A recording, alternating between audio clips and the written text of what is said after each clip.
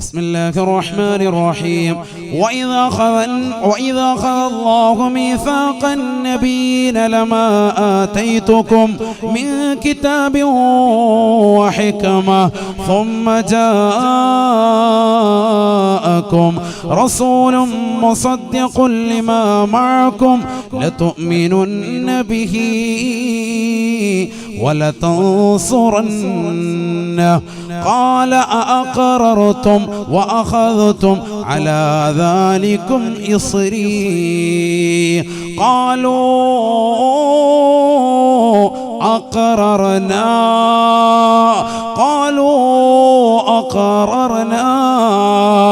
قال فاشهدوا وأنا معكم من الشاهدين. പരിശുദ്ധമായ ഖുർആനിലൂടെ അല്ലാഹു ഉറപ്പെടുത്തുകയാണ്, ആലമുൽ അർവാഹിൽ വെച്ചുകൊണ്ട് ലോകത്തുള്ളതാകുന്ന സർവ്വ അമ്പിയാക്കളുടെ ആത്മാക്കളെയും നിർത്തിക്കൊണ്ട് അല്ലാഹു അവരോടായി കരാറ് ചെയ്യുകയാണ്. 1,23,999 അമ്പിയാ മുർസലീങ്ങളെ നിർത്തിക്കൊണ്ട് അല്ലാഹു കരാറ് ചെയ്യുകയാണ്. അല്ലാഹുവിന്റെ റസൂലാകുന്ന മുത്തുനബി ഒഴികെ ബാക്കിയുള്ള മുഴുവൻ ആളുകളെയും നിർത്തി കരാറ് ചെയ്യുകയാണ്. ലമ്മാ ആതൈതുകും മിൻ കിതാബിൻ വഹിക്മ ثم جاءكم رسول مصدق لما معكم لتؤمنن به ولتنصرنه. അല്ലയോ പ്രവാചകന്മാരായി നിയമിക്കാൻ പോകുന്ന വ്യക്തിത്വങ്ങളെ, പ്രവാചകന്മാരാക്കാൻ പോകുന്നവരെ, ഈ 1,23,999 അമ്പിയാ മുർസലീങ്ങളെയും വിളിച്ചു ചേർത്ത യോഗത്തിൽ അല്ലാഹു ഓർമ്മപ്പെടുത്തുകയാണ്, നിങ്ങൾക്ക് ഓരോരുത്തർക്കും നാം ഇസ്ലാമികമാകുന്ന പ്രബോധന മേഖലകളിലേക്ക് ഓരോ തട്ടകം ഞാൻ നൽകുകയാണ്, ഓരോ ഗോത്രങ്ങൾ നിർണയിക്കുകയാണ്, ഓരോ പ്രദേശങ്ങൾ നൽകുകയാണ്. വഇലാ ആദിൻ അഖാഹും ഹൂദാ വഇലാ സമൂദ അഖാഹും സാലിഹാ വഇലാ മദിയന അഖാഹും ശുഐബാ ഇദ്ഹബ ഇലാ ഫിർഔൻ ഇന്നഹു തഗാ ഇന്നാ അർസൽനാ നൂഹാ ഇലാ ഖൗമിഹി. ഓരോ പ്രവാചകന്മാർക്കും ഓരോ തട്ടകം അല്ലാഹു കൊടുക്കുകയാണ്. ആദ്യമായി ശരീഅത്തുമായി കടന്നു വന്നതായ നൂഹ് നബി അലൈഹിസ്സലാമിനെ അല്ലാഹു നിയോഗിക്കുകയാണ്. ഇലാ ഖൗമിഹി, അദ്ദേഹത്തിന്റെ സമൂഹത്തിലേക്ക്, കേവലം ഒരു സമൂഹത്തിലേക്ക് മാത്രമായി, ഒരു ഖൗമിലേക്ക് മാത്രമായി, നിങ്ങളുടെ പ്രബോധിത മേഖലകളിലേക്ക് നിങ്ങൾ പോകണേ. വഇലാ ആദിൻ അഖാഹും ഹൂദാ, അതെന്ന ചെറിയ ഒരു ഗോത്രത്തിലേക്ക് അല്ലാഹു സുബ്ഹാനഹു വ തആല ഹൂദ് എന്ന പ്രവാചകനെ അയക്കുകയാണ്. വഇലാ സമൂദ അഖാഹും സാലിഹാ, സമൂദ് എന്ന ഒരു ഭീകരമായ 5000-ഓളം വരുന്ന ഒരു വലിയ ഗോത്രത്തിലേക്ക് അല്ലാഹു സുബ്ഹാനഹു വ തആല സാലിഹ് എന്ന പ്രവാചകനെ അയക്കുകയാണ്. വഇലാ മദിയന അഖാഹും ശുഐബാ, ബഹുമാനപ്പെട്ട ശുഐബ് നബി അലൈഹിസ്സലാമിനെ അല്ലാഹു നിയോഗിച്ചതോ മദിയൻ എന്ന ഒരു ചെറിയ നാട്ടിലേക്ക് മാത്രമാണ്. ഇദ്ഹബ ഇലാ ഫിർഔൻ ഇന്നഹു തഗാ, അല്ലയോ ശുഐബ് നബിയുടെ മരുമകനായ മൂസായെ, നിന്നെ നാം അയക്കുന്നത് ഇസ്രായേലി ജനതയിൽപ്പെട്ടതായ ഫിർഔനിലേക്കാണ്, റംസീസ് രണ്ടാമനിലേക്കാണ്. കേവലം റംസീസ് രണ്ടാമൻ എന്ന വ്യക്തിയിലേക്ക് മാത്രമായി പ്രബോധകനായി അല്ലാഹു അയക്കുകയാണ്. ബഹുമാനപ്പെട്ട മൂസാ നബിയെ അയക്കുകയാണ്. ബഹുമാനപ്പെട്ട ഈസാ നബിയെ അല്ലാഹു അയച്ചതോ ഇൻ ഹുവ ഇല്ലാ അൻഅംനാ അലൈഹി വജാവസ്നാഹു മസലൽ ലിബനി ഇസ്രായീൽ. ഇസ്രായേലി ജനതയെ മാത്രം നന്നാക്കിയാൽ മതി ഈസാ.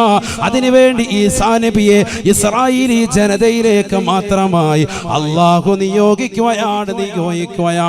ഒന്നെങ്കിൽ ഒരു ഗോത്രം, അല്ലെങ്കിൽ ഒന്നെങ്കിൽ ഒരു പട്ടണം മാത്രമായി അല്ലാഹു സുബ്ഹാനഹു വ തആല 1,23,000 വരുന്നതായ പ്രവാചകന്മാരുടെ തട്ടകം അല്ലാഹു വിശദീകരിക്കുകയാണ്. എന്നാൽ ആ പ്രവാചകന്മാരോട് അല്ലാഹു യോഗം ചേർത്തിട്ട് ആലമുൽ അർവാഹിൽ വെച്ചുകൊണ്ട് പറയുകയാണ്, ലമ്മാ ആതൈതുകും മിൻ കിതാബിൻ വഹിക്മ ثم جاءكم റസൂൽ. നിങ്ങൾ പ്രബോധനം നടത്തിക്കൊണ്ടിരിക്കുമ്പോ എന്റെ ഹബീബ് കടന്നു വന്നാൽ കാരുണ്യത്തിന്റെ കരസ്പർശം കൊണ്ട് മാലോകരുടെ മനതലങ്ങളെ മദീനയിലേക്ക് മാടി വിളിച്ചതായ ഹബീബ് മുഹമ്മദ് മുസ്തഫ സല്ലല്ലാഹു അലൈഹി വസല്ലമ തങ്ങളെന്ന മദീനയിലെ രാജകുമാരൻ പ്രബോധന മേഖലയിലേക്ക് ലോകത്തിന്റെ നെറുകയിലേക്ക് കടന്നു വന്നാൽ അതേ റസൂലുള്ളാഹിയെ അയച്ചിട്ടുള്ളത് ലോകരിലേക്കാണ്. അല്ലാഹുവിന്റെ റസൂലല്ലാത്ത ബാക്കിയുള്ള 1,23,999 അംബിയാ മുർസലീങ്ങളെയും അല്ലാഹു നിയോഗിച്ചത് ഒന്നെങ്കിൽ ഒരു ചെറിയ ഗോത്രം മാത്രമാണ്, അല്ലെങ്കിൽ ഒരു ചെറിയ പട്ടണം മാത്രമാണ്. ഹബീബായ നബി തങ്ങളെ അയച്ചതോ വമാ അർസൽനാക ഇല്ലാ റഹ്മത്തൽ ലിൽ ആലമീൻ. ലോകർക്ക് മുഴുവനും ദർശകനാണ്, ലോകർക്ക് മുഴുവനും പ്രബോധകനാണ് ഹബീബുനാ ശഫീഉനാ റസൂലുള്ളാഹി. ഈ പ്രവാചകനെ കടന്നു വന്നാൽ, മുഹമ്മദ് റസൂലുള്ളാഹി കടന്നു വന്നാൽ പിന്നെ നിങ്ങൾ പ്രബോധനം നിർത്തിക്കോണം. ലതുഅ്മിനുന്ന ബിഹി വലതൻസുറുന്ന. ആ മുത്തുനബിയെ കൊണ്ട് വിശ്വസിക്കുകയും അദ്ദേഹത്തെ സഹായിച്ചുകൊണ്ട് ദീനീ പ്രബോധന മേഖലകളിൽ അദ്ദേഹത്തിന്റെ സഹായികളായി നിങ്ങൾ മാറി നിൽക്കുകയും ചെയ്യണേ എന്ന് അല്ലാഹു കരാറ് നടത്തിയത് ആ ലോകത്ത് വച്ചാണ്. ഏത് ലോകം? ആലമുൽ അർവാഹ്. അപ്പൊ അങ്ങനെ ഒരു ലോകം ഉണ്ടായിരുന്നു എന്നുള്ളത് ഖുർആൻ കൊണ്ട് സ്ഥിരപ്പെടുകയാണ്. അവിടെ വെച്ച് ലോകത്തുള്ള എല്ലാ ആളുകളും, എല്ലാ സൃഷ്ടിജാലങ്ങളുടെയും ആത്മാവ് അള്ളാഹു ചോദിച്ചു, ഞാനല്ലേ നിങ്ങളുടെ രക്ഷിതാവ്? അതേ എന്ന് സമ്മതിച്ചു നമ്മളെല്ലാവരും. അംബിയാ മുർസലീങ്ങൾ മുത്തുനബി ഒഴിച്ചുള്ള ബാക്കിയുള്ള മുഴുവൻ ആളുകളെയും 1,23,999 അംബിയാ മുർസലുകളെയും നിരത്തി നിർത്തിയിട്ട് അവരോടായി അള്ളാഹു കൽപ്പിച്ചു, എന്റെ ഹബീബാകുന്ന മുഹമ്മദ് റസൂലുള്ളാഹി സല്ലല്ലാഹു അലൈഹി വസല്ലം തങ്ങൾ കടന്നു വന്നാൽ നിങ്ങൾ പ്രബോധനം നടത്തിക്കൊണ്ടിരിക്കുന്ന സമയത്താണ് എങ്കിൽ ഏത് ഗോത്രത്തിലാണോ ഏത് പ്രദേശത്താണോ പരിപാടി നിർത്തിക്കോണം. കാരണം എന്തുകൊണ്ട്? എന്റെ ഹബീബാണ് പിന്നെ ഇനി അങ്ങോട്ട് ലോകർക്ക് മുഴുവനും ദർശകനുള്ളത്. അവിടെ നിർത്തിയിട്ട് ആ മുത്തുനബിയെ സഹായിച്ച് വിശ്വസിച്ചുകൊണ്ട് നിലകൊള്ളണേ എന്ന് എല്ലാ പ്രവാചകന്മാരോടും അള്ളാഹു കൽപ്പിച്ചു എന്ന് വിശുദ്ധമായ ഖുർആൻ. എന്തിനാ ഇത് ഞാൻ പറഞ്ഞത്? അങ്ങനെ ഒരു ലോകം ഉണ്ടായിരുന്നു എന്നുള്ളത് ഒന്ന് ഉറപ്പിക്കാൻ വേണ്ടിയാണ് ഖുർആൻ ഓതി ഓർമ്മപ്പെടുത്തുക. അങ്ങനെ ഒരു ലോകം നമുക്ക് കഴിഞ്ഞു പോയിട്ടുണ്ട്. ഞാൻ പറഞ്ഞൊരു വിഷയം നിങ്ങൾ ശരിക്കും ശ്രദ്ധിച്ചു കാണും. മുത്തുനബി സല്ലല്ലാഹു അലൈഹി വസല്ലം തങ്ങളല്ലാത്ത ബാക്കിയുള്ളതാകുന്ന എല്ലാ അംബിയാ മുർസലീങ്ങളെയും അല്ലാഹു ഒന്നെങ്കിൽ ഒരു ഗോത്രം അല്ലെ ചെറിയൊരു പട്ടണം അങ്ങനെ അയച്ചിട്ടുണ്ട്. ഞാനത് പറഞ്ഞതൊക്കെ മണലാരണ്യത്തിലെ പ്രവാചകൻ എന്ന് പറഞ്ഞ അഴീക്കോട് ജെട്ടിയിൽ പറഞ്ഞൊരു പ്രഭാഷണം, കഴിഞ്ഞ ന്യൂ ഇയർ പ്രഭാഷണത്തിന് പറഞ്ഞത് യൂട്യൂബിലുണ്ടാവും, നിങ്ങളത് കേൾക്കണം. അല്ലാഹു തൗഫീഖ് നൽകട്ടെ. അതിനകത്ത് വിശദീകരിച്ചിട്ടുണ്ട്. ഞാനിപ്പോൾ അതിലേക്ക് കൂടുതൽ കടക്കുന്നില്ല. ഞാൻ വേറെ കുറച്ച് കാര്യങ്ങൾ പറഞ്ഞിട്ട് ഇൻഷാ അല്ലാഹ് തിരിച്ചു വരാം. അപ്പോൾ 1,23,999 അംബിയാ മുർസലീങ്ങളോടും അള്ളാഹു ഉടച്ച് കൽപ്പിച്ചു, എന്റെ ഹബീബ് വന്നാൽ ആ ഹബീബിന്റെ പിന്നിൽ നിങ്ങൾ അണിനിരക്കണേ. എവിടെ വെച്ചാണ് ഇത് ആജ്ഞാപിച്ചത്? ആലമുൽ അർവാഹിൽ വെച്ചാണ്, ആത്മാക്കളുടെ ലോകത്ത് വെച്ചാണെന്ന് വിശുദ്ധമായ ഖുർആൻ. അപ്പൊ അങ്ങനെ ഒരു ലോകമുണ്ടായിരുന്നു. അതാണ് ആദ്യം മനസ്സിലാക്കേണ്ടത്. നമ്മളൊക്കെ ചിലപ്പോൾ പറയാറുണ്ട് എന്റെ മുൻകാല ജീവിതം പോലെ. അത് ശരിയാണ്, ഒരു ജീവിതം നമുക്ക് മുമ്പ് കഴിഞ്ഞു പോയിട്ടുണ്ട് എന്ന് ഖുർആൻ ഉറപ്പിക്കുകയാണ്. ഖുർആൻ അത് രൂഢമൂലക്കാണ്, മനസ്സിൽ ഉറപ്പിച്ചോ. ശരിയാണ് ആ പറഞ്ഞത്. റസൂലുള്ളാഹി ഹദീസിൽ പറഞ്ഞിട്ടുണ്ട്, ഹദീസുണ്ട്, എത്രയോ ഡസൻ കണക്കിന് ഹദീസ്. നമുക്ക് സമയമില്ല, ഘട്ടങ്ങൾ 5 എണ്ണം പറഞ്ഞിട്ട് കുറച്ച് കാര്യങ്ങൾ പറയണം. അതിനാണ് قال رسول الله صلى الله عليه وسلم الأرواح جنود مجندة فما تعارف منها يأتلفا وما تناكر منها يختلفا. നബിയുനാ റസൂലുള്ളാഹി സ്വല്ലല്ലാഹു അലൈഹി വസല്ലമ തങ്ങൾ പറയുകയാണ്, ആത്മാക്കൾ വ്യത്യസ്തമാണ്, രൂപമാണ്, ഭാവമാണ്, വിഭിന്നമാണ്. സ്വഹാബ വിഭിന്നമാണ്. സ്വഹാബ ഫമാ തആറഫ മിൻഹാ യതലഫ. ആത്മാക്കളുടെ ലോകമാകുന്ന ഒന്നാം ഘട്ട ജീവിതത്തിൽ പരസ്പരം കണ്ടുമുട്ടിയവർ അവിടെ വെച്ചുകൊണ്ട് സംവദിച്ചതായ ആത്മാക്കൾ രണ്ടാം ഘട്ട ജീവിതമാകുന്ന ഈ ദുനിയാവിൽ വെച്ചുകൊണ്ട് കണ്ടുമുട്ടുകയും സംവദിക്കുകയും ചെയ്യുമെന്ന് ഹബീബായ റസൂലുള്ളാഹി. വമാ തനാകറ മിൻഹാ യഖ്തലഫ. ഒന്നാം ഘട്ട ജീവിതത്തിൽ വെച്ചുകൊണ്ട് പരസ്പരം കണ്ടുമുട്ടാത്ത ആത്മാക്കളുണ്ടോ ഈ ദുനിയാവിൽ കണ്ടുമുട്ടുകയോ സംവദിക്കുകയോ ചെയ്യുകയില്ല എന്നും ഹബീബുന ശഫീഉന റസൂലുള്ളാഹി. അപ്പൊ അവിടെ വെച്ച് കണ്ടുമുട്ടിയവരെ ഈ ദുനിയാവിൽ വെച്ച് കണ്ടുമുട്ടും. അവിടെ വെച്ച് കണ്ടുമുട്ടാത്തവർ ആലമുൽ അർവാഹിൽ ആത്മാക്കളുടെ ലോകമാകുന്ന ആ ലോകത്ത് വെച്ച് കണ്ടുമുട്ടാത്തവർ ഈ ദുനിയാവിൽ വെച്ച് ഒരിക്കലും കണ്ടുമുട്ടൂല എന്ന് ഹബീബ് റസൂലുള്ളാഹി. എന്തിനാണ് നബി തങ്ങൾ ഇത് പറയുന്നത്? അങ്ങനെ ഒരു ലോകമുണ്ടെന്ന് ഉറപ്പിക്കാനാണ്. അല്ലെ തന്നെ ഖുർആനും ഹദീസും ഒരു വിഷയം പറഞ്ഞാൽ പിന്നെ നമ്മൾ അതിൽ സംശയിക്കാൻ പാടില്ല. അള്ളാഹും റസൂലും ഒരു തീരുമാനം പറഞ്ഞാൽ പിന്നെ അത് മനസ്സിൽ ഉറപ്പിക്കണം, ആശങ്ക വെക്കാൻ പാടില്ല. ഓ അങ്ങനെയൊക്കെ ഉണ്ടോ, എനിക്ക് ഇങ്ങനെ ഒരു ലോകം ഉണ്ടായിരുന്നു, എൻ്റെ ആത്മാവ് ഇങ്ങനെ ഉണ്ടായിരുന്നു. 1000 കൊല്ലക്കണക്കിന് വർഷം അവിടെ ജീവിച്ചിട്ടുണ്ട് എന്ന് നബിയുനാ റസൂലുള്ളാഹി. നമ്മുടെയൊക്കെ ആത്മാക്കൾ എത്ര കൊല്ലം അവിടെ ജീവിച്ചു? 1000 കൊല്ലക്കണക്കിന് വർഷം ജീവിച്ചു എന്ന് ഹബീബ് റസൂലുള്ളാഹി. ആലമുൽ അർവാഹിൽ ആത്മാക്കളുടെ ലോകത്തിലുള്ള ഇതൊക്കെ വിശ്വസിക്കാൻ പറ്റുമോ? വിശ്വസിക്കണം. അപ്പോഴല്ലേ മുത്തഖി, അപ്പോഴല്ലേ മുഅ്മിൻ. സൂറത്തുൽ ബഖറ. ബിസ്മില്ലാഹിർ റഹ്മാനിർ റഹീം. അലിഫ് ലാം മീം. ദാലികൽ കിതാബ് ലാ റൈബ ഫീഹി ഹുദൽ ലിൽ മുത്തഖീൻ الذين يؤمنون بالغيب الذين يؤمنون بالغيب ويقيمون الصلاة ومما رزقناهم ينفقون الذين يؤمنون بالغيب. അദൃശ്യ ലോകത്തെ കൊണ്ട് വിശ്വസിക്കുന്നവൻ അവനാണ് മുത്തഖി, അവനാണ് യഥാർത്ഥ മുഅ്മിൻ. അങ്ങനെ ഒരു ലോകമുണ്ടെന്ന് വിശ്വസിച്ചേ പറ്റൂ. അല്ലാഹു തൗഫീഖ് നൽകട്ടെ. ഉറപ്പിച്ചില്ല, ഒന്നാം ഘട്ട ജീവിതം ഉണ്ടെന്നുള്ളത് ഉറപ്പിച്ചോ? ഖുർആനും ഹദീസും പറഞ്ഞതാ. ഇതിനെ സംശയം വെക്കണ്ട. ഇനി അങ്ങനെ ഉണ്ടോ എന്ന് ആയത്തും ഹദീസും നീ നടക്കണ്ട. ഇതിലാരും അവിശ്വസിക്കൂല. എല്ലാ ബിദ്അത്തുകാരും എല്ലാ ഈ വിഷയത്തിൽ ഐക്യമാണ്. അള്ളാഹു നമ്മളെ ഐക്യപ്പെടുത്തുമാറാവട്ടെ. ഇവിടെ ശ്രദ്ധിക്കണേ, ഇനിയിപ്പം നമ്മൾ നിലകൊള്ളുന്ന ലോകം മനുഷ്യന്റെ ജീവിതഘട്ടങ്ങളിൽ രണ്ടാമത്തെ ഘട്ടമാണിതെന്ന് സയ്യിദുനാ റസൂലുള്ളാഹി. ഇതേതാണ്? ഇത് ആലമുദ് ദുനിയാണ്. ഇത് ഭൗതികമായ ലോകമാണ്. ഇത് ഇഹലോകമാണ്. ഇവിടെ നിന്റെ ആയുസ് റസൂലുള്ളാഹി നേരത്തെ പറഞ്ഞതാണ്. അഅ്മാറു ഉമ്മത്തി മാ ബൈന 60 വ 70. എന്റെ ഉമ്മത്തിന്റെ ആയുസ് 60ന്റെയും 70ന്റെയും ഇടയിലാണ്. സയ്യിദുനാ റസൂലുള്ളാഹി എന്റെ ഉമ്മത്തെന്ന് എടുത്തു പറഞ്ഞു. അതിൽ തന്നെ മനസ്സിലായി റസൂലുള്ളാഹിന്റെ ഉമ്മത്തല്ലാത്ത മിക്ക ഉമ്മത്തുകൾക്കും ആയുസ് വളരെ ദൈർഘ്യതയുണ്ടായിരുന്നു. 4000 വർഷം 3000 വർഷമൊക്കെ ജീവിച്ചു തീർത്ത ആളുകൾ ഈ ലോകത്ത് കഴിഞ്ഞു പോയിട്ടുണ്ട്. എന്റെ ഉമ്മത്തിന്റെ ആയുസ് 60ന്റെയും 70ന്റെയും ഇടയിലാണ്. സയ്യിദുനാ റസൂലുള്ളാഹി സ്വല്ലല്ലാഹു അലൈഹി വസല്ലം. അപ്പൊ കുറഞ്ഞ ആയുസേ നമുക്ക് ഈ ലോകത്തുള്ളൂ എന്ന് നമുക്ക് മനസ്സിലാക്കാം. വളരെ ചുരുങ്ങിയ ആയുസേ ഉള്ളൂ. അത് കഴിഞ്ഞാൽ പിന്നെ തീരെയാണ് ഈ ലോകത്ത് നിന്ന് യാത്ര പോവാൻ. മരണത്തോടുകൂടി പിന്നെ നമ്മൾ എത്തുന്നത് മൂന്നാം ഘട്ട ജീവിതമാണ്. ആലമുൽ ബർസഖാണത്. ഖബർ എന്ന് പറയുന്ന ഭയാനകമായ ജീവിതമാണ്. രണ്ടാം ഘട്ട ജീവിതത്തിന്റെയും നാലാം ഘട്ട ജീവിതത്തിന്റെയും ഇടയിലുള്ള ഒരു മറയുടെ ലോകം, അതാണ് ഖബർ. ബർസഖ് മറയുടെ ലോകമാണ്. എന്താണ് അതിനുള്ളിൽ നടക്കുന്നത്? അതൊരു ലോകമായിട്ടാണ് റസൂലുള്ളാഹി പരിചയപ്പെടുത്തിയത്. എന്തുകൊണ്ട്? ആദം നബി അലൈഹിസ്സലാം മുതൽ ഖബറിൽ കിടക്കുന്ന എത്ര ആളുകളാണ് വർഷങ്ങളായി ഖബറിൽ കിടക്കാൻ. നാലാമത്തെ ഒരു ഘട്ടത്തിന് വേണ്ടി അവർ വെയിറ്റ് ചെയ്തിരിക്കാൻ കാത്തിരിക്കുക. ഈ ലോകത്തുള്ള എല്ലാ സൃഷ്ടികളും മരിച്ചതിന് ശേഷമേ നാലാമത്തെ ഘട്ടം ഉണ്ടാവുകയുള്ളൂ. സൂറന്ന കാഹളത്തിൽ ഇസ്രാഫീൽ അലൈഹിസ്സലാമിന്റെ മൂന്നാമത്തെ ഊത്ത് വരുമ്പോഴാണ് നാലാമത്തെ ഘട്ടത്തിലേക്കുള്ള കടന്നുപോക്ക്.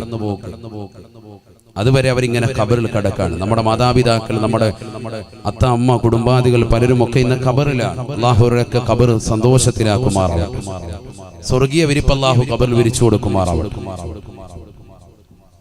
ഖാല റസൂലുള്ളാഹി സ്വല്ലല്ലാഹു അലൈഹി വസല്ലം, നബിയന റസൂലുള്ളാഹി സ്വല്ലല്ലാഹു അലൈഹി വസല്ലം തങ്ങൾ ഉറപ്പെടുത്തുകയാണ്, മാ റഅയ്തു മൻളറൻ ഖത്തു ഇല്ലാ വൽ ഖബറു അഫളഅ മിൻഹു. നബിയന റസൂലുള്ളാഹി സ്വല്ലല്ലാഹു അലൈഹി വസല്ലം തങ്ങൾ പറയുകയാണ്, ഞാൻ കണ്ടിട്ടുള്ളതിൽ വെച്ച് ഏറ്റവും മോശപ്പെട്ട സ്ഥലം, ഏറ്റവും ഭയാനകമായ രംഗം അത് ഖബറാണ്, ഖബറാണ്, ഖബറാണ് എന്ന് നബിയുന റസൂലുള്ളാഹി സ്വല്ലല്ലാഹു അലൈഹി വസല്ലം. ഞാൻ കണ്ടിട്ടുള്ളതിൽ വെച്ച് ഏറ്റവും ഭയാനകമായ രംഗം ഖബറാണ്. ആരാണ് പറയുന്നത് സഹോദര?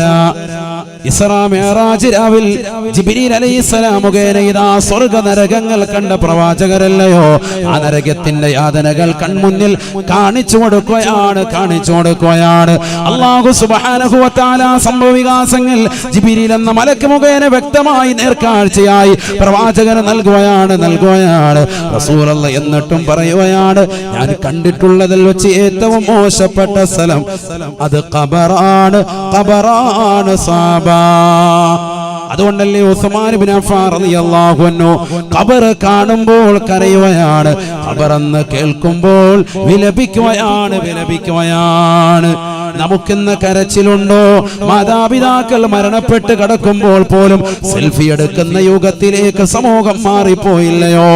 അവരുടെ ഫോട്ടോ എടുത്തുകൊണ്ട് വാട്സാപ്പിലും ഫേസ്ബുക്കിലും പ്രചരിപ്പിക്കുന്നതിനപ്പുറം ഖബറടക്കിക്കൊണ്ടിരിക്കുന്ന സീനുകൾ പോലും യൂട്യൂബിൽ ലൈവ് ചെയ്യുന്ന തരത്തിലേക്ക് ഇന്നത്തെ മുസ്ലിം സഹോദരങ്ങൾ മാറിപ്പോയില്ലയോ? ഹബീബായ റസൂലുള്ളാഹി സ്വല്ലല്ലാഹു അലൈഹി വസല്ലം തങ്ങൾ പറയുകയാണ്, ഖബർ ഭയങ്കരമാണ്, ഭീകരമാണ്. ഉസ്മാൻ ഇബ്നു അഫ്ഫാൻ റളിയല്ലാഹു അൻഹു അത് കേട്ടുകൊണ്ട് പൊട്ടിക്കരയുകയാണ്.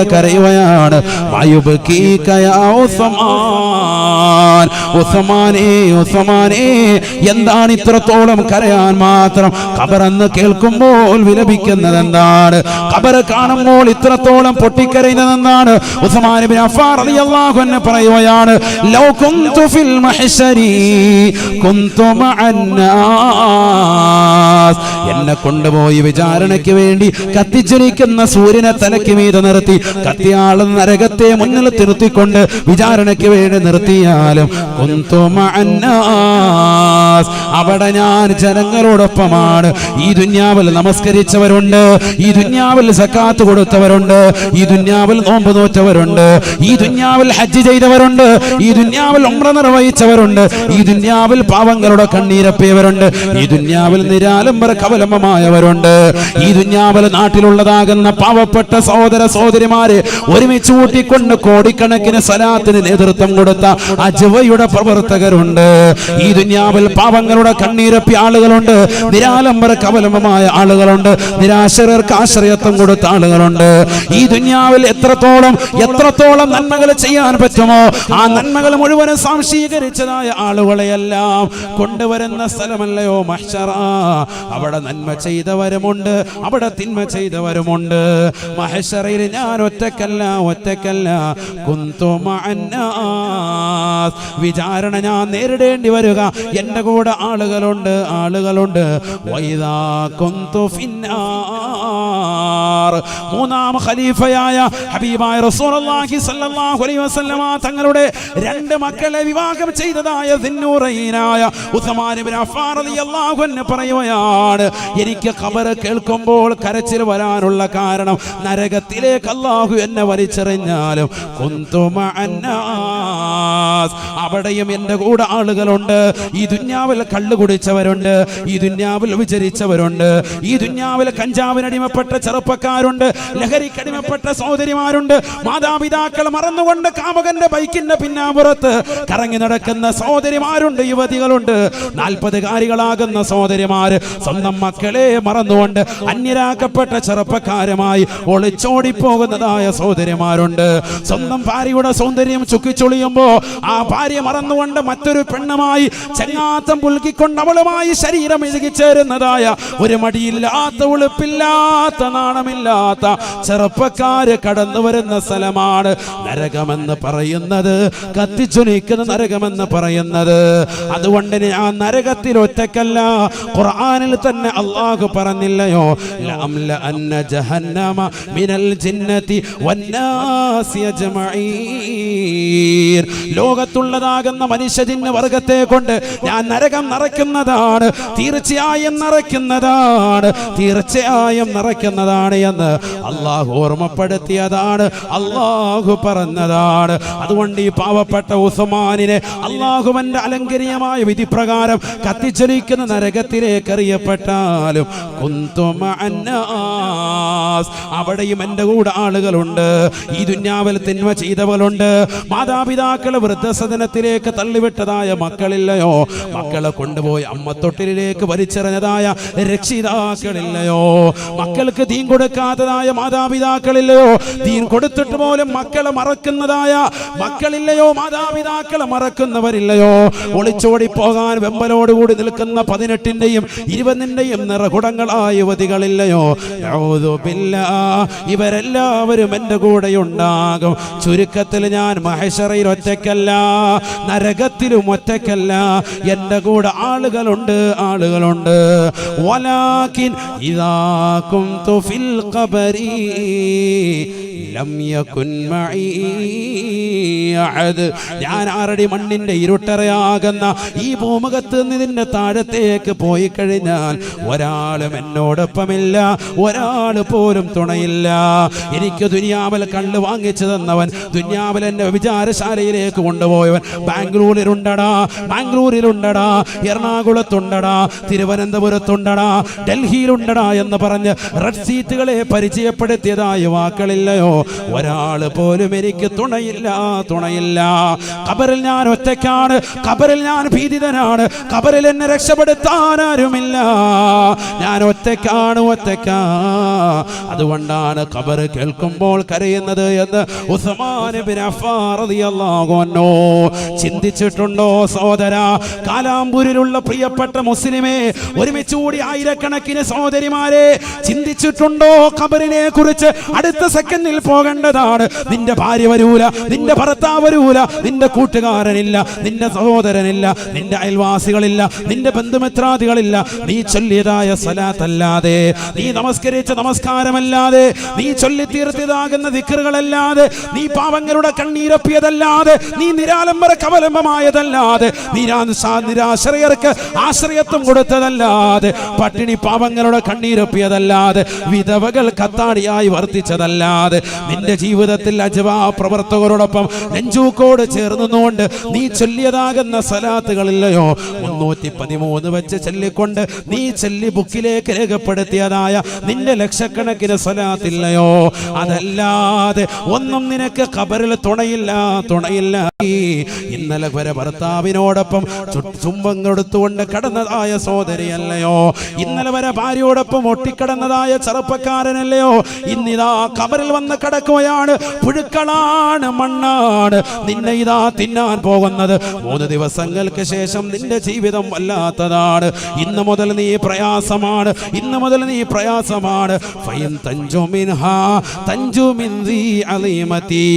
ഈ ഖബറിന്റെ ഇടുക്കത്തിൽ നിന്ന്, ഇതിന്റെ ഞെരുക്കത്തിൽ നിന്ന്, ഇതിന്റെ അദാബിൽ നിന്ന്, ഇതിന്റെ മുങ്കർ നക്കീറിന്റെ ചോദ്യോത്തരങ്ങളിൽ നിന്ന് റഹ്മാൻ എന്ന മലക്ക് വന്നുകൊണ്ട് നന്മ തിന്മകൾ രേഖപ്പെടുത്താൻ പറയുമ്പോൾ കഫംപുടയിലേക്ക് ഉമനീര് വിരൽ മുക്കിക്കൊണ്ട് നീ നന്മകളാണ് രേഖപ്പെടുത്തിയതെങ്കിൽ നിന്റെ നമസ്കാരം എഴുതിയക്കത്തിൽ നിന്ന്, അതിന്റെ അദാബിൽ നിന്ന്, അതിന്റെ ചോദ്യോത്തരങ്ങളിൽ നിന്ന്, മുങ്കർ നക്കീർ അലൈഹിസ്സലാമിന്റെ ഭീതിതമാകുന്ന ചോദ്യങ്ങളിൽ നിന്ന് റഹ്മാൻ എന്ന മലക്ക് വന്നുകൊണ്ട് നിന്നോട് നന്മ തിന്മകൾ രേഖപ്പെടുത്താൻ പറയുമ്പോ ഉമനീര് വിരൽ മുക്കിക്കൊണ്ട് തിന്മകളാണ് കഫംപുടയിലേക്ക് എഴുതി വെച്ചതെങ്കിൽ, നീ കള്ളു കുടിച്ചത്, നീ വിചരിച്ചത്, അള്ളാന്റെ പള്ളിയിൽ നിന്ന് ബാങ്ക് വിളിക്കുമ്പോ ആ ബാങ്കിന് ഉത്തരം കൊടുക്കാതെ കൂട്ടുകാരനുമായി സിനിമ കാണാൻ പോയത്, തിയേറ്ററിന്റെ മുന്നിൽ ക്യൂ നിന്നത്, ബീവറേജിന്റെ മുന്നിൽ ക്യൂ നിന്നത്, ഒളിച്ചും പാത്തിയും കഞ്ചാവടിച്ചും കറങ്ങി നടന്നത്, ബൈക്കിന്റെ പിന്നാമ്പുറത്ത് കൂട്ടുകാരികളുമായി കറങ്ങി നടന്നത്, ബീച്ച് റോഡുകൾ രാത്രിയുടെ സമയങ്ങളിൽ നീ സജീവമാക്കിയത്, എല്ലാം നിനക്ക് പ്രയാസമാണ്, പ്രയാസമാണ്. ലാ ഇഖാലൂക നാജിയാ, നിന്നെക്കുറിച്ച് രക്ഷപ്പെട്ടവനാണെന്ന് പറയാൻ ഈ ഉസ്മാനിനെ കൊണ്ട് പറ്റൂല. ചൊല്ലിയ സലാത്തുകൾ, ഞങ്ങൾ ചൊല്ലിയ അദ്കാറുകൾ, ഞങ്ങൾ ഓതി വീട്ടിയതായ ഖുർആനിക സൂക്തങ്ങൾ ഞങ്ങൾക്ക് കാവൽ നൽകണേ അല്ലാ, കാവൽ നൽകണേ അല്ലാ. അല്ലാഹു നമ്മളെ സ്വീകരിക്കട്ടെ. എല്ലാവരും ഇൻഷാ അല്ലാഹ് ബക്കത്തിൽ കാര്യമായ രീതിയിൽ സദഖ നൽകുക.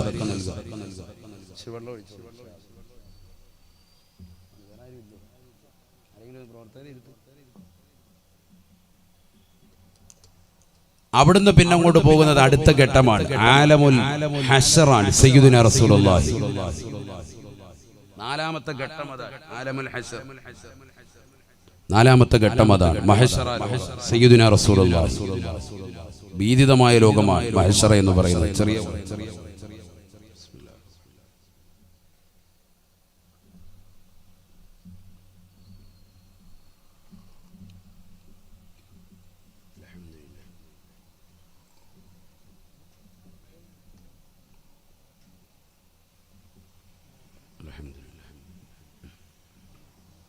ആലമുൽ ഹശ്റ. മഹ്ശറ എന്ന് പറഞ്ഞാൽ തന്നെ പേടിക്കേണ്ടതാണ്. അല്ലാഹു നമുക്ക് അവിടെ തണൽ നൽകട്ടെ. അർശിന്റെ തണലില്ലാതെ രക്ഷപ്പെടാത്തൊരു രംഗമാണത്. ലാ ളില്ല ഇല്ലാ ളില്ലുല്ലാഹി. അല്ലാഹുവിന്റെ തണലല്ലാതെ അഥവാ അവന്റെ അർശിന്റെ തണലല്ലാതെ മറ്റൊരു തണലില്ലാത്തൊരു ലോകം വേറെ ഒന്നുമില്ല. നമുക്കിവിടെ ഭൂമിയിൽ ഒരു ചെറിയൊരു തണല് കിട്ടാൻ വേണ്ടി നമ്മൾ ആഗ്രഹിക്കും ഇല്ലേ? ചൂട് വരുമ്പോൾ എവിടെയെങ്കിലും പോയി തണലത്തോട്ട് മാറിക്കും. ഇത് പകല് 2 മണി സമയത്താണ് ഇതുപോലെ പരിപാടിയെങ്കിൽ ആരും ഇവിടെ ഇരിക്കൂല. കാരണം നല്ല ചൂടായിരിക്കും. പന്തലില്ലാതെ സൗകര്യപ്പെടുത്താൻ നമ്മൾ ഇരിക്കൂല. കൊണ്ടുവാ ബക്കറ്റും കൊണ്ടുവാ.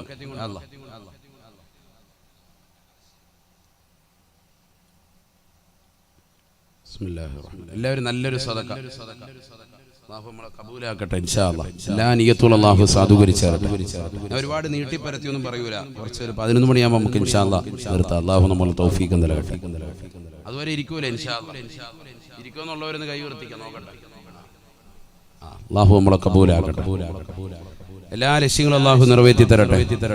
അപകടങ്ങളെ തൊട്ട്, ദുരിതങ്ങളെ തൊട്ട്, വിപത്തുകളെ തൊട്ട്, കാലവിപത്തുകളെ തൊട്ട് അല്ലാഹു നമ്മേവരെയും കാത്തുരക്ഷിക്കട്ടെ. നമ്മുടെ മക്കളെ എല്ലാം അല്ലാഹു സാലിഹീങ്ങളിലും ആബിദീങ്ങളിലും അല്ലാഹു ചേർത്ത് അനുഗ്രഹിക്കട്ടെ. ആലമുൽ ഹശ്ർ ചെറുതല്ല. മഹ്ശറ എന്ന് പറയുന്നത് സൂര്യനെ തലയ്ക്ക് മീതെ കൊണ്ടുവന്ന് നിർത്തിയിട്ട് വിചാരണ ചെയ്യുന്ന ഘട്ടമാണ്. 16,15,15,000 കിലോമീറ്റർ അകലെ നിന്നുകൊണ്ട് തീതുപ്പുന്ന സൂര്യനെ തലയ്ക്ക് മീതെ കൊണ്ടുവന്ന് വിചാരണ ചെയ്യുന്ന ഘട്ടമാണ് മഹ്ശറ എന്ന് സയ്യിദുനാ റസൂലുള്ളാഹി. ചൂടത്ര കാഠിന്യമാണ്. പകലൊരു പരിപാടി ഇവിടെ നടത്തിയാൽ ഒരു മനുഷ്യനില്ല എന്ന് ഞാൻ പറഞ്ഞു.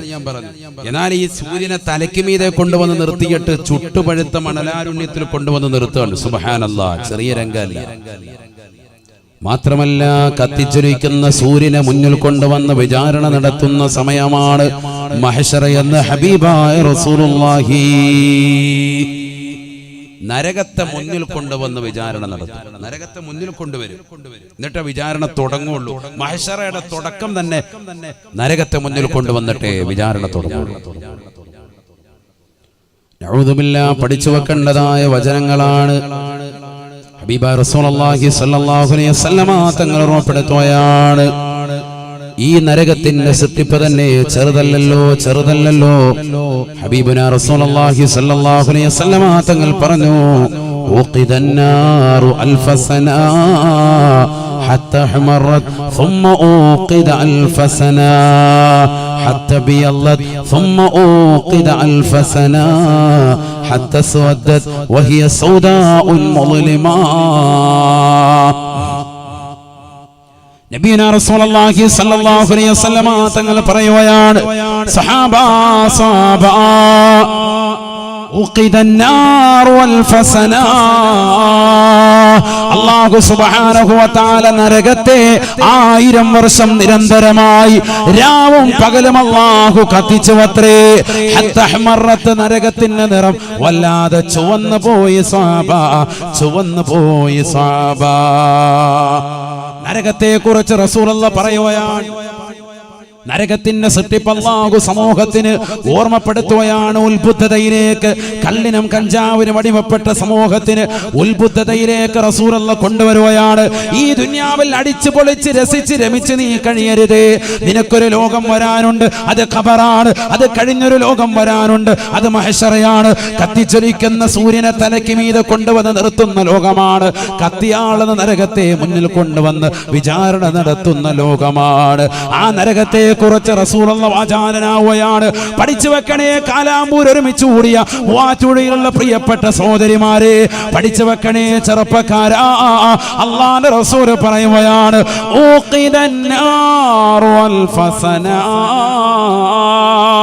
നരകത്തെ 1000 വർഷം രാവും പകലും നിരന്തരമായി അല്ലാഹു കത്തിക്കുകയാണ്.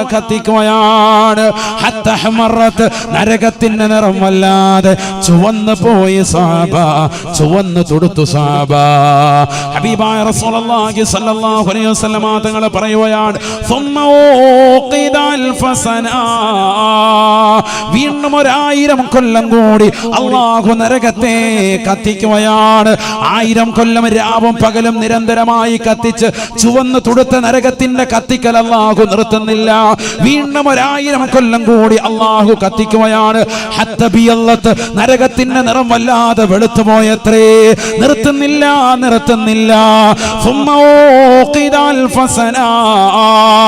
അല്ലാഹുവിന്റെ റസൂൽ പറയുകയാണ്, സഹാബ വല്ലാത്ത രംഗമാണ് സഹാബ, വല്ലാത്ത ഭീതിതമാണ് സഹാബ. 1000 വർഷം നിരന്തരമായി കത്തിച്ച് ചുവന്നു തൊടുത്ത നരകം, വീണ്ടും 1000 കൊല്ലം കൂടി കത്തിച്ച് വെളുത്തുപോയ നരകം. ആ നരകത്തെ അല്ലാഹു കത്തിക്കൽ നിർത്തുന്നില്ല. രാവും പകലും നിരന്തരമായി കത്തിക്കുകയാണ്. വീണ്ടും 1000 കൊല്ലം കൂടി കത്തിക്കാൻ പറയുകയാണ്. 3000 വർഷം നിരന്തരമായി രാവും പകലും അല്ലാഹു കത്തിക്കുകയാണ്. അല്ലാഹുവിന്റെ റസൂൽ പറയുകയാണ്, അത് കറുത്തുപോയി സഹാബ, കറുത്തുപോയി സഹാബ. വഹിയ സൗദാഉൻ മുളിമാ, വല്ലാതെ കറുകറുത്തതായ ഇരുൾമുറ്റിയതായ നരകമായി മാറിയിരിക്കുകയാണ്. ആര് കണ്ടാലും പേടിക്കുന്ന കോലമാണ്, ആര് കണ്ടാലും ഭയക്കുന്ന കോലമാണ്. അതുകൊണ്ടല്ലേ റസൂലുള്ളാഹി സ്വല്ലല്ലാഹു അലൈഹി വസല്ലം തങ്ങൾ പറയുന്നത്, ആ നരകത്തെ തൊട്ട് നീ കാവൽ തേടണേ. ജുമുഅ ദിവസം പള്ളിയിലേക്ക് പോകുന്ന സഹോദരാ, ആ പള്ളിയുടെ മിമ്പറിൽ നിന്ന് കേൾക്കുന്നില്ലയോ 3 പ്രാവശ്യം ഖതീബ് ഉസ്താദ് ആവർത്തിച്ച് ചോദിക്കുന്നത് ഒരേ ഒരു കാവൽ തേട്ടം മാത്രമാണ്. അല്ലാഹുമ്മ അജ്റനാ മിനന്നാർ. അല്ലാഹുവേ പടച്ച റബ്ബേ, നരകത്തെ തൊട്ട് കാക്കണേ അല്ലാ, നരകത്തെ തൊട്ട് കാക്കണേ അല്ലാ, നരകത്തെ തൊട്ട് കാക്കണേ അല്ലാ.